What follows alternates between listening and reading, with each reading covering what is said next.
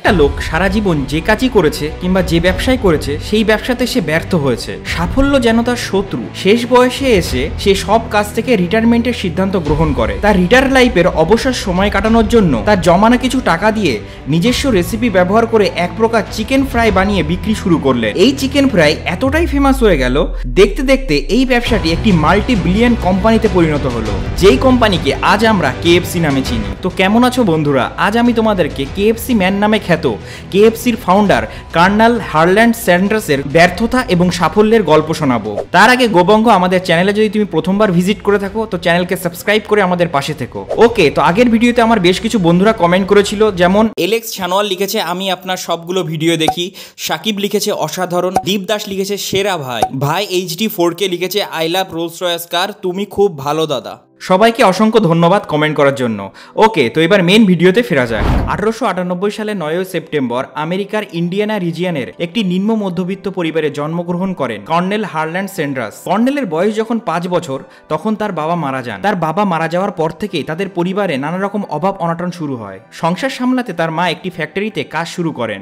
তার মা যেহেতু ফ্যাক্টরির কাজেই বেশি ব্যস্ত থাকতো, এই জন্য কর্নেলকে খুব ছোট বয়স থেকেই অনেক সময় নিজের রান্না নিজে করেই খেতে হতো। এইভাবে রান্না করতে করতেই মাত্র 7 বছর বয়সে সে রান্নার নানা রকম কলাকৌশল শিখে ফেলে। তার বয়স যখন 12 বছরে পৌঁছায় তখন তার মা দ্বিতীয় বিয়ে করে। কর্নেলের সৎ বাবা তাকে খুব একটা বেশি পছন্দ করতো না। এই সময় সে উপলব্ধি করে তার জীবনে বড় কিছু করা প্রয়োজন, সে যে কোনো উপায়ে হোক। ফলে সে কিছু ফেক সার্টিফিকেট বানিয়ে সেনাবাহিনীর কাজে যোগদান করে। সেনাবাহিনীতে যোগদান করার 1 বছরের মধ্যেই এই খবরটা জানাজানি হয়ে যায় যে তার সার্টিফিকেট ফেক, ফলে তাকে সেনাবাহিনী থেকে বার করে দেওয়া হয়। সে জীবনের প্রথম ব্যর্থতার স্বাদ এখান থেকেই পায়। এবার সে ডিসাইড করে আর কোনো অসৎ উপায়ে নয়, এবার সৎ উপায়ে কিছু জব খুঁজতে হবে। সে রেলওয়েতে মজদুর হিসেবে যোগদান করে, কিন্তু সেখানে কিছুদিন কাজ করার পর সেই জব থেকেও তাকে বার করে দেওয়া হয়। এইভাবেই পরপর 2বার চাকরি হারিয়ে সে তার মার কাছে ফিরে আসে। তার পরিবারের লোকরা মিলে ঠিক করে কর্নেল স্যান্ডার্সকে এবার বিয়ে দিয়ে দেওয়া হবে, যাতে সে লাইফে সিরিয়াস হয়। কর্নেল স্যান্ডার্স পরিবারের কথা মতো বিয়ে করে নিলেও সাকসেস কিন্তু তার তখনও ধরাছোঁয়ার বাইরেই ছিল।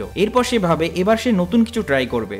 ফলে সে ক্রেডিট কার্ড বিক্রির কাজ শুরু করে, কিন্তু সেই কাজেও সে ব্যর্থ হয়। এই কাজে ব্যর্থ হওয়ার পরে সে ইন্স্যুরেন্স এজেন্ট হিসেবে কাজ শুরু করে, কিন্তু সেখানেও সে ফেল হয়। লাইফে এত ফেলিয়ার দেখে সে বুঝে উঠতে পারছিল না সে এবার কি করবে। সে ভাবলো এবার সে আইন নিয়ে পড়াশোনা করবে। লক্ষ্য এবার একটাই, তাকে বড় উকিল হতে হবে। ল নিয়ে পড়াশোনা শেষ করার পর যখন সে উকিল হিসেবে প্র্যাকটিস শুরু করে তখন সে কোর্টরুমে এমন ঝামেলা বাঁধালো সেই কোর্টরুম থেকে তাকে বার করে দেওয়া হলো। তার উকিল জীবনটাও ব্যর্থ হয়ে গেল। এই সব করতে করতে সে লাইফের 40 বছর পার করে ফেলেছিল, কিন্তু তখনও সাকসেস যে কি জিনিস সেটা সে জানতো না। এরপরে সে আরো নানা রকম কাজ ট্রাই করে, কিন্তু সে সব কাজেই ব্যর্থ হয়। কর্নেল স্যান্ডার্স মানেই একজন ব্যর্থ লোক। এই কথাটা যখন তার পরিবারের লোকরাও আস্তে আস্তে বলতে শুরু করলো তখনও কিন্তু সে হার না মেনে পেট্রোল পাম্পে একটা জব শুরু করে, কিন্তু তার কপাল এতটাই খারাপ সেই পেট্রোল পাম্পও কিছুদিন পর বন্ধ হয়ে যায়। এইভাবে পরপর ব্যর্থ হয়ে সে ঠিক করলো আর কোনো জব নয়, এবার সে নিজের কাজ শুরু করবে। সে ওই পেট্রোল পাম্পের পাশেই একটা খাবারের স্টল খুললো, কারণ সে ছোটবেলা থেকেই খাবার বানাতে খুব পটু। সে ওই স্টলে তার নিজস্ব রেসিপি দিয়ে বানালো একটা ফ্রাইড চিকেন।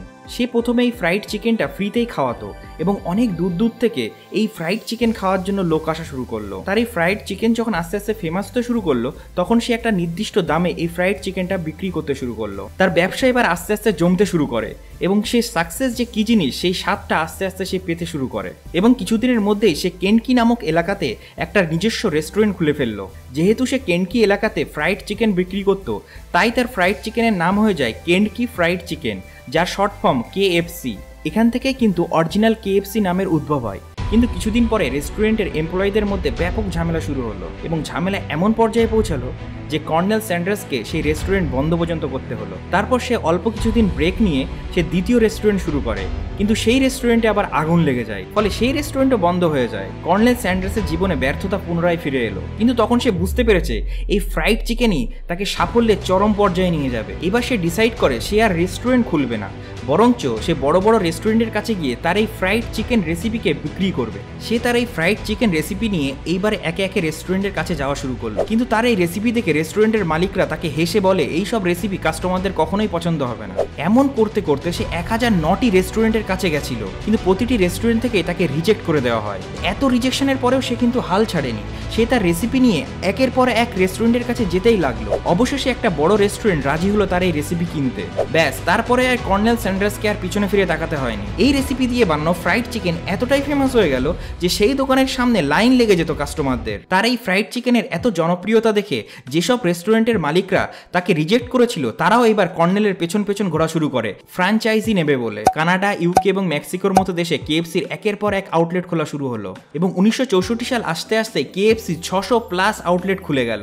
এরপরে আর কেএফসির গ্রোথ আর কখনোই থামেনি। 6 ডিসেম্বর 1980 সালে কর্নেল হারল্যান্ড স্যান্ডার্স শেষ নিঃশ্বাস ত্যাগ করে, কিন্তু তার আগে সে কেএফসি কোম্পানি শেয়ার বিক্রি করে গেছিলেন। আজ কেএফসি একটা মাল্টি বিলিয়ন কোম্পানি এবং 145টি দেশে তার 25,000-এরও বেশি আউটলেট আছে। কর্নেল হারল্যান্ড স্যান্ডার্সের জীবন থেকে আমরা 3টে জিনিস কিন্তু শিখতে পারি। প্রথমত, সাকসেস যে কোনো বয়সেই আসতে পারে, এই জন্য ধৈর্য হারালে চলবে না। দ্বিতীয়ত, নেভার গিভ আপ, কখনোই হার না মানা। এবং থার্ড নাম্বার, রিজেকশন হ্যান্ডেল করতে পারা। যদি কর্নেল প্রথমেই রিজেক্ট হওয়ার পরে যদি সে ব্যর্থতা স্বীকার করে নিত তাহলে আজকে হয়তো কেএফসির মতো কোনো কোম্পানিই থাকতো না। একটা কাজে ব্যর্থ হয়েছি তো কি হয়েছে, আরেকটা কাজ করব, আরেকটা কাজে ব্যর্থ হলে আরেকটা কাজ করব, এই যে লেগে থাকার অ্যাটিটিউডটা, এটা কিন্তু থাকা জরুরি। ওকে, তো আশা করি আমার ভিডিওটা আজকে তোমাদের পছন্দ হয়েছে এবং আমি আশা করি তোমরা এই কর্নেল হারল্যান্ড স্যান্ডার্সের ফেলিয়ার থেকে সাকসেস পাওয়ার গল্পটা অনেকটা এনজয় করেছো এবং এর থেকে অনেক কিছু শিখতে পেরেছো। এরকমই ইন্টারেস্টিং কেস স্টাডির ভিডিও যদি তুমি ভবিষ্যতে আরও দেখতে চাও তো চ্যানেলে সাবস্ক্রাইব করে এই ভিডিওতে লাইক করে দিও। তোমরা যদি ভিডিওতে লাইক করো তাহলে এরকম ভিডিও আমি আরও বানাতে উৎসাহিত হব। দেখো, একটি ছেলে যে কিনা ছোটবেলায় একবেলা ঠিকমতো খাবার জোটাতে পারতো না, সে কিনা রোলস রয়েস কোম্পানির মতো একটি গাড়ি কোম্পানির প্রতিষ্ঠা করে ফেলেছিল। এটা কিভাবে সম্ভব, এটা জানতে হলে ওপরের স্ক্রিনে যে ভিডিওটা আসছে সেটা দেখতে ভুলো না। তো দেখা হচ্ছে নেক্সট ভিডিওতে। বাই।